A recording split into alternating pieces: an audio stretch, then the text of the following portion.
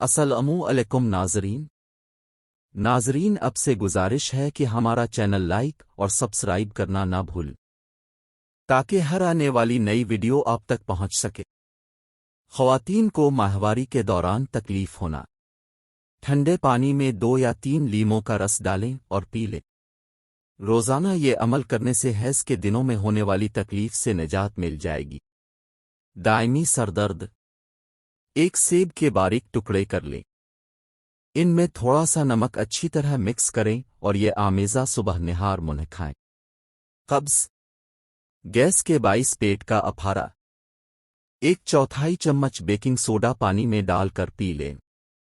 گلے میں درد ہونا، تلسی کے 2-3 پتے پانی میں ہلکی آنچ پر ابالیں حتیٰ کہ پتوں کا عرق پانی میں آ جائے، پھر اس سے غرارے کریں۔ منہ کا السر، منہ میں زخم ہو جانا، کیلے اور شہد کو ملا کر ایک پیسٹ بنائیں اور اسے منہ کے اندر متاثرہ حصوں پر لگا دیں۔ ناک بند ہونا، آدھا کپ پانی لیں اور اسے گرم کر لیں، اس میں سیب کا سرکہ اور چٹکی بھر پسی ہوئی لال مرچ ڈالیں اور مکس کر کے پی لیں۔ دن میں 2 بار یہ عمل دہرائیں۔ بلند فشار خون، ہائی بلڈ پریشر، دودھ کے ساتھ آملہ کھانے سے بلڈ پریشر کم ہوتا ہے، اسے صبح کے وقت استعمال کرنا زیادہ بہتر ہوتا ہے۔ دمہ، 1 چمچ شہد میں آدھ چمچ دار چینی ملائیں اور رات کو سونے سے قبل استعمال کریں۔